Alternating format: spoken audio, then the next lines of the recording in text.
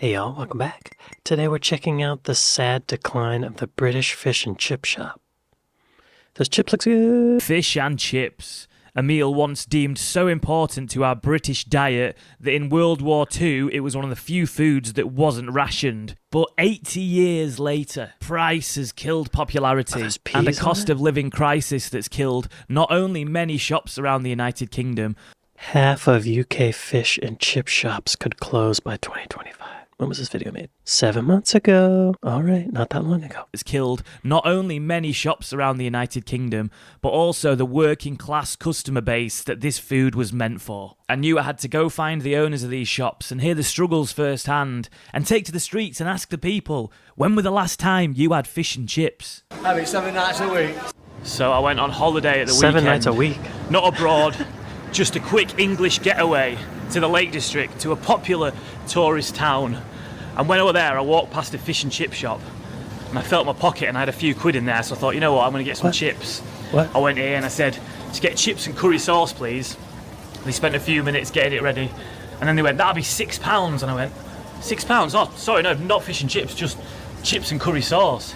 And they went, yeah, no, that's £6 for that. So I said, how much would it be for fish chips and curry sauce then?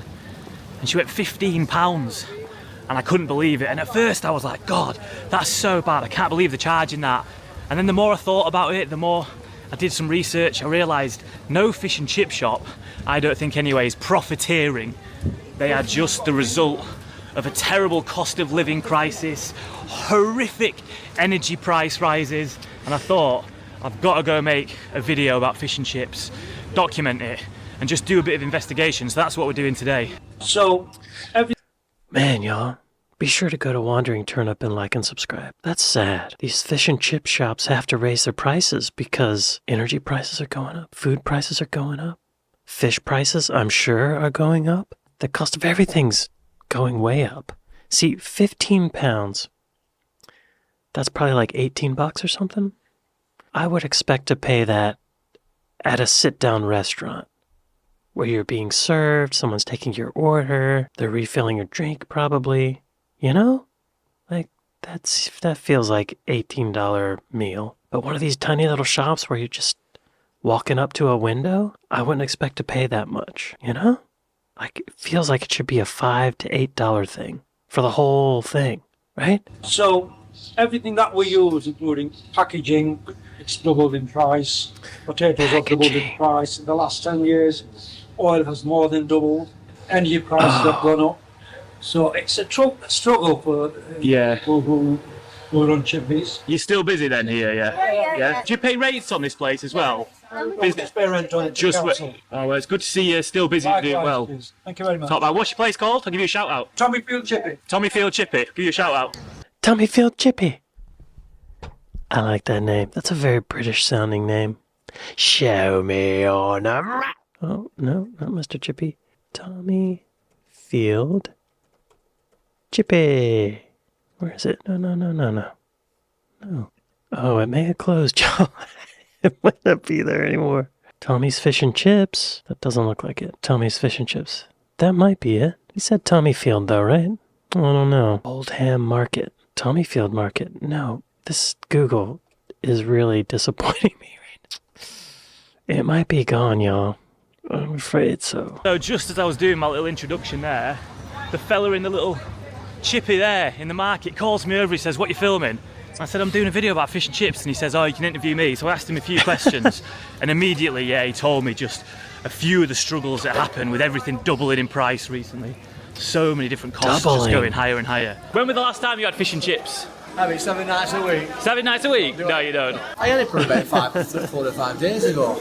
How much does it cost you these days for fish and chips? Different price, and I think you pay £80.70, £11, something depends what. You still think it's fair though, like a fair price for the meal? Or do you think it's too much? Well, one time chippy meal usually was cheap, didn't it? Yeah. When I went to chippy, I wouldn't dream of paying £1.50 for gravy. Yeah. I'm not paying. Gravy. I wouldn't dream of going to the chippy saying, what gravy on my train? I'm not paying £1.50. Yeah, fair enough, mate, yeah. No, I won't do it on principle. In a state pie and a chippy, you £2.60 they charge. Yeah. You go in Iceland, you can get 4 for £6.50. Yeah. See the difference? Yeah. But the costs are high, bit like energy prices all and stuff, so it's hard. You don't want to blame them. I went Orpington last Friday with my mate. Large chips, large. In Alkrington, £5. Yeah. Cost of living, isn't it? Cost of living, that's it, mate. As long Everyone's- as you're small in a way, if you're hungry when you're out, you've got to buy some food. We all know that, but you see though, isn't it? Yeah, it is, dear. Yeah. Sorry, I just need to get out of the rain for a second. Would you believe it's July in England? It's absolutely chucking it down. But yeah, so this video today is just going to be a bit of a history of fish and chips, an exploration of fish and chips, and just talking about the problems that industry faces. Now, I've come to Oldham, where one of the first, if not the first, fish and chip shops in England was opened. There's another one in London, and it's disputed between the two. Was it these Jewish immigrants in London who had the first shop, or was it a fella up here in Lancashire, just near Oldham? And apparently there's a plaque nearby on one of the fish and chip shops. I'm going to go try and find that plaque. So it was John Lees, a Lancashire man from an area called Mosley. Whoa, United! United. I have, mate. Quick question. Best fish and chip shop in Oldham? Truthfully, over there, Levers, fucking beautiful. Levers, is that the one just in the market? Oh, Watersheddings is a better one, the plough. The plough. Where, you can get fish chips. What's happened to this fella? Why is he getting involved? I heard something. Yeah, Oldham, born and bred. How often do you NHS Oldham is crap. how often do you have fish and chips? Well, probably once a month or something. Like Like once a month? Yeah, but it's all good. Yeah, I'm about the same. Yeah. I'm just kind of looking into it because it's kind of sad seeing how many businesses shut down, rising So costs. fucking Oldham's fucked. I'll tell you the true story. Oldham's on its knees, but we love it. That's where we live it, unfortunately, isn't it? But it's fucked. Anyway, you, thanks for having us. I'm gonna go. I'm gonna get fish and chips with a Am I going to be recommendation. famous on this one? You might be, mate. Yeah. Yes, brother, thank you Good very man. much. See ya. Sorry, I just got distracted by them lovely fellas who were recommending They're me very fish and chip friendly. shops to go and check out. But yeah, what I was saying was John Lees. He was the guy from the north who was credited with the first fish and chip shop. Now it is heavily What does the internet say? What does the internet say? Many food historians say that a Jewish cook, a young Ashkenazi immigrant named Joseph Malin, opened the first chippy in 1860 in London. The shop was so successful that it remained in business until the 1970s, and up near Manchester, the fish and chips stand opened by John Lees was doing a brisk business by 1863. Okay. That's what Dockside High says. heavily I don't know. disputed between the Jewish immigrants down in London in the East End, but there had been the food here for a lot longer than that beforehand. So in Oliver Twist by Charles Dickens, published in 1838, he speaks of fried fish warehouses. So this was clearly a delicacy that people were eating. It's just got that north-south Warehouses. divide, that split opinion on who was it that opened the very first brick and mortar fish and okay. chip shop. Here we go. Do you work here, mate? Is there a plaque on the wall about John Lees, the first fish and chip shop guy? The best thing is gonna ask my boss, mate. All right, sound, yeah, I will. I think that might be it, you know. Oh, yeah? Oh, that's it. Oh, That one you mean? Yeah. Here we go. Fish and chips, home of the first British fried chip, from which the origins of fish and chip shops and the fast food industry can be chased. Look at that. What are you taking pictures of? Well, I was going to get a portion from there, but what do you they didn't seem that up for an interview, so let's head back to that other one, that first one we went to. They probably made him stop filming. Some people don't want success, you know? Some people are resistant to success. They don't want a shout out on YouTube. They don't want me to know who they were. Because they were well sound, they love chatting, so I'll get some from there. I'm back. Can I get a portion? Can you sit now? I'll eat it. Yeah, I'll eat it now, yeah, please. Peas on it. See, I didn't know they did that. That'll be £4.90. Thank you. Keep the change. The change? Honestly, keep the change. It's been $4.90. it's been so nice that you've stopped and chatted to me. I mean that honestly, it's really good. Right, here we go. Look at that. That looks good. That looks absolutely mega. Now I was a bit worried at first because I thought, oh, that's quite a small portion. Is But it? then, you know what? Sometimes when you're eating fish and chips, it's too filling anyway. So that's good. Plus, it was, for all that, it were £4.60, I think That's he said. great. Yeah, cheaper than my chips and curry sauce the other day in Ambleside. So yeah, good on you. Good on ya. Oh, it's hot. So when was the last time you had fish and chips? I think it's kind of 3 weeks ago. I kind of have fish and chips once in a while because I love it. You're from Germany. I'm from Germany. Do you have fish and chips in Germany? We do. But it different to... It will be different. The original is from Great Britain. And I went to an event and they had the fish and chips, and the highlight was the green pea sauce. Yeah, the mushy peas. Exactly. The mushy peas. That's it, yeah. We love it. What's the equivalent in Germany of mushy peas? Do you have anything? No, we put kind of, the German word is a remoulade. It's a creamy sauce, a white creamy sauce. I don't know what is their English word for this. But right, yeah.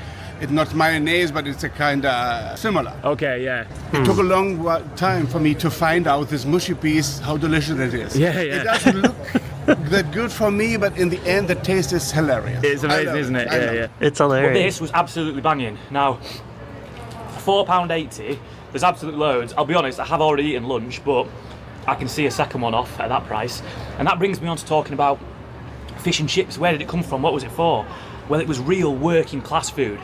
And that's where the saying cheap as chips comes from. But obviously, not cheap everywhere now. When I got home, I just wanted to check that I'd got the origin of the idiom cheap as chips correct. And I think I was wrong. I had to trawl through quite a few forums where most people were just talking about this guy. I think it's cheap as chips. I think it's well worth more than that. But Dickinson aside, I did find one answer that kept coming up, and it's a reference to wood chips. So not the food chips, as I did think. Oh.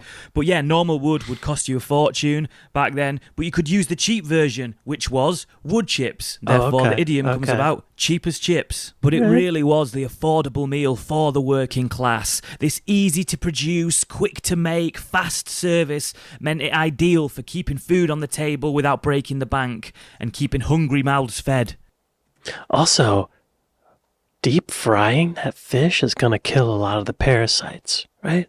Like, that's what I'm thinking. A lot of the bacteria and stuff that's, like, everywhere in the olden days. For keeping food on the table without breaking the bank and keeping hungry mouths fed. And like the guy said before, the nice guy in the little market stall, he said, I don't pay rates. He just rents that unit. And if you've watched any of my other wanderings, you'll know I'm always going on about rates. Business rates, how detrimental they are to any business really that wants to operate. And when you can cut out those costs, like that place has managed to do, sure you haven't got your own physical store, brick and mortar store, but you've got your unit, you can still keep fish and chips a working class food. That was £5, that was less than £5. And Wait, so what does he mean business rates? Does he mean like rent in a business place? Non-domestic rates or business rates are the way that those who occupy commercial property contribute towards the cost of local services. Non-domestic rates. A tax on the occupation of non-domestic property. Oh, property tax. Okay. So that guy's paying for a lease to lease the area. He's not owning it and paying what we would call property tax. Okay. Business rates is what they call property tax. Or is what he's calling it. I don't know what all he called it. Oldham, a really working class town. That place is catering for those people that can get a really good cheap meal. But I don't blame that place in the Lake District that had to charge so much, because Ambleside, probably one of the most expensive places in the north to buy property. The rent there must be insane. The rates there will be absolutely insane. You've just got to add on that cost to the product that you're supplying, which means chips cost £6. There were another fish and chip shop in Oldham, Jack Sprat's. Now this place had to close recently. It had been open since the 90s, but I did manage to find it on Street View and look at it open throughout the years. This was one of the many recent fish and chip shops that had to close and were vocal about the reasons why: rising energy prices and rising supplier costs. So I thought, I know where there'll definitely be a fish and chip shop. Hollingworth Lake. Now this place on a summer's day is banging. The depressing thing is, it is a summer's day. All right. And it's like this. What is going on? Anyway, there's a fish and chip shop over there. Okay. Let's go in. Go in. See if we can get an interview. Get an interview. See if we can get a chat with them, see how they're doing. Get some chips. So I just got chatting to the manager and he said, come back tomorrow. I'm just busy now. So I've got an interview tomorrow with the guy who runs the fish and chip shop, which would be really interested. So we'll come back tomorrow and hopefully Hollingworth Lake will look a bit nicer. Hollingworth Lake. Oh. Where's that? Oh yeah, by Manchester. Okay. Let's see if this chip shop is still there. fish and chips. There's a couple places. Mr. Thomas. Mr. Thomas's Small Bridge Chippy. White Fish, the Wine Press. Mr. Thomas's Fish and Chips. It looks like it. I wonder if it was. We'll see. Importance of fish and chips through 2 world wars was of no small significance.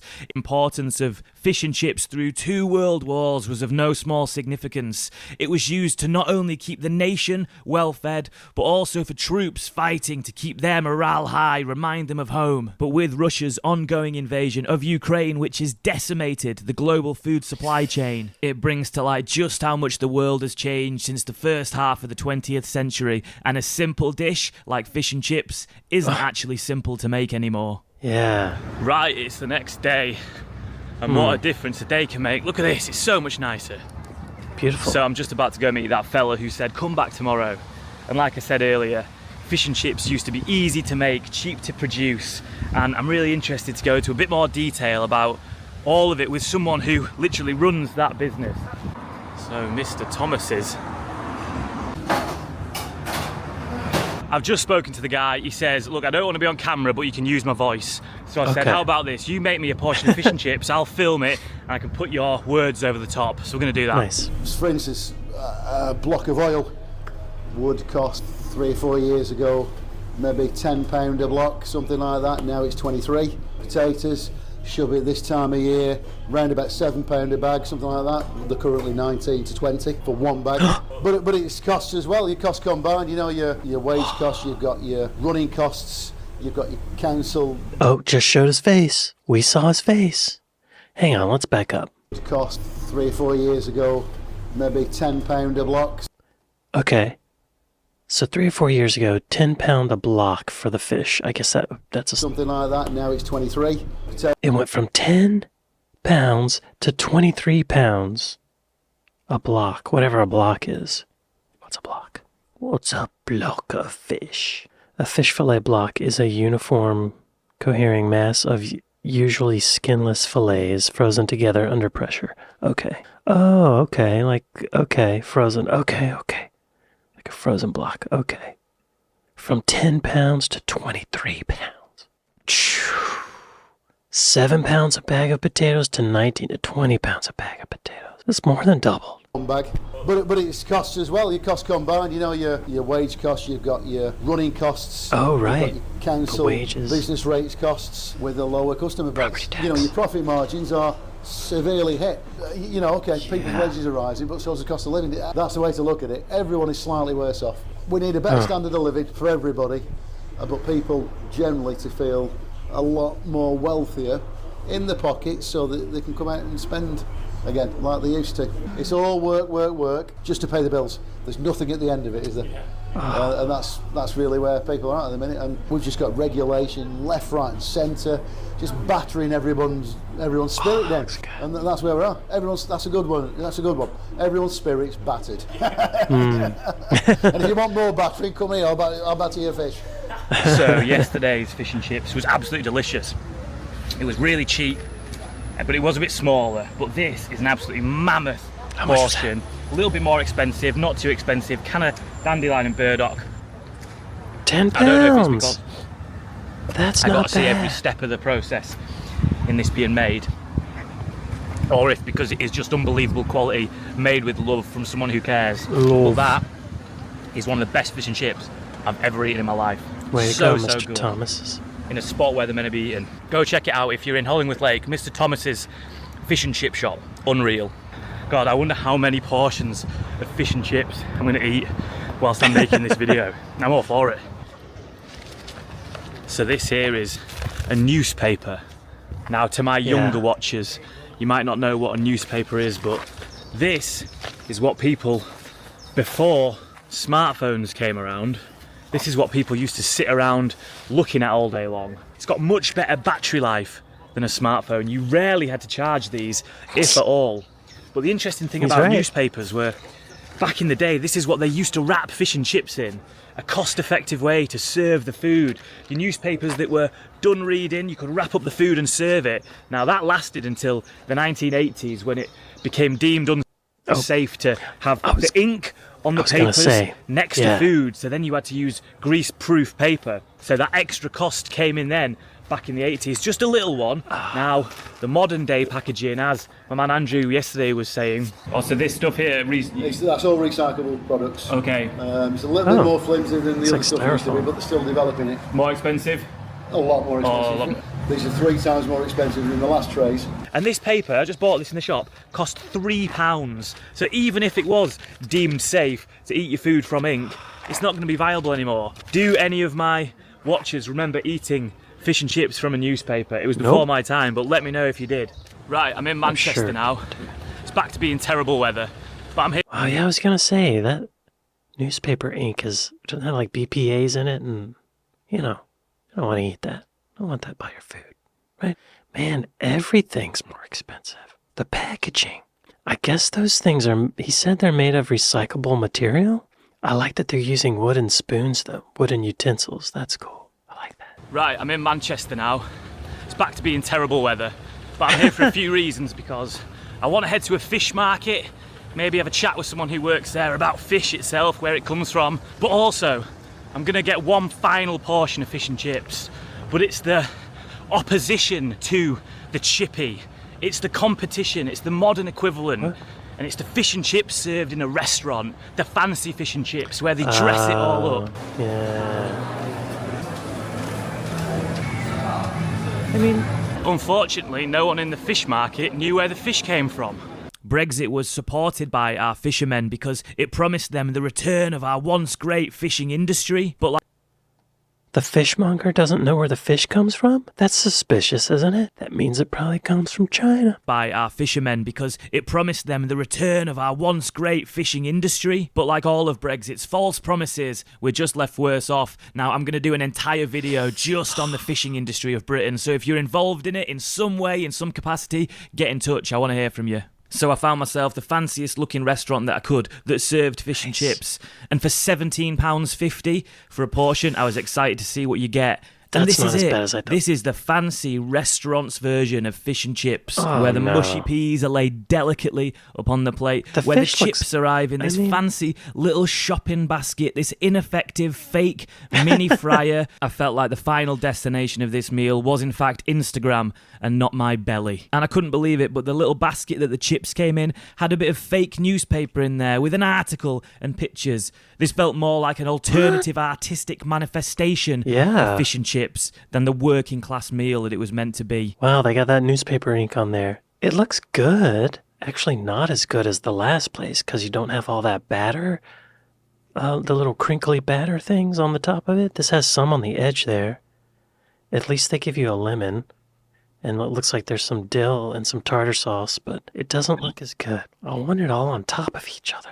The combination of flavors, right? It looks cheaper than the last place, but it's twice as expensive almost. I obviously saw the whole thing off, but yeah, with the basket and the newspaper and the price, this felt a bit more like an experience, and definitely the worst portion I've had this week. So that meal then, fish and chips and a Coke, £20.25. That is not working class food. When was the last time you had fish and chips? A couple of weeks ago, yeah, I would say. Yeah, is it a bit of a treat now? Yeah. Yeah, why so?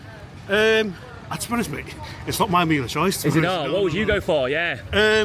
Probably a burger or something like that. Yeah, fair. Pizza. Yeah. Yeah, I mean, it's all unhealthy, isn't it, really? Yeah. True. What would you expect to pay for fish and chips? God, probably, I mean, now, like 16 quid probably. Yeah, I just paid £17.50 for some, so. Oh, right, where did you go? Yeah, that was in a little restaurant, actually. I was kind of comparing the sort of places. Right. It's too expensive to eat out, to be honest, mate. It is, isn't it? I just went to Greg's. Well, it was a pleasure. Good man, thank you. YouTube. Sausage roll. Very nice. How did we go from getting fish and chips wrapped up in a newspaper out of necessity, out of cheapness, to fish and chips in a restaurant, coming in its own little newspaper with an article on it and pictures on it? It's almost a gentrification of the working class meal. This piece of performance art that you'll come in and pay for the privilege, reminding you of that time when we were at war and fish and chips was all that we could eat and kept the nation alive, when everyone was skint, except the world is at war and everyone is skint, but people can't afford fish and chips, especially not fish and chips coming at £17.50. I feel like those fake nice restaurant fish and chips are the kind of fish and chips you get in America. We don't have fish and chip shops. Just don't. We have taco trucks, which is actually really nice. I like taco trucks, but no fish and chips trucks. Well, there probably are fish and chips trucks somewhere. But the brilliant podcaster, Blind Boy, who did a podcast on fish and chips a while ago, I re-listened in research for this video, it really helped me. But he talks about the fancy fish and chips served just like I've had, and he says it's nostalgic poverty recontextualized to mean authenticity, and I think that just hits the nail on the head with stuff like that. So when did you last have fish and chips? Maybe about a month ago. Oh really? Yeah. Do you get it locally? Yeah. Do you get it delivered? Do you pick it up? Locally. Yeah. Local chipper. What do you pay for fish and chips? I think fish is about $3.75. That's pretty good. And the chips are about $1.90 or something. Yeah, you think that's fair? Yeah. Yeah. It's fair. You get a fair portion. You get a good well. amount. It's good fish. Do you get other takeaways, or is fish and chips is the one to go to? Curries. Curries, yeah. I'd probably opt for curry more than fish and chips these days. Yeah, same. But it's just one of them, innit? That's another thing as well. Suddenly, with the massive influx of other types of cuisine, other restaurants available, fish and chips just lost its dominance. It had to compete with all the other types that you can get delivered to your door really easily now. I think we all know, don't we, that there is a clear separation between the fish and chips that you get in the restaurants, the fancy ones, the little baskets and newspaper, to the real ones you get from a chippy that are still, hopefully, affordable. So there we go, fish and chips. I think it's safe to say that this is Britain's national dish. But for how long? At the peak in the 1920s, there was 35,000 fish and chip shops.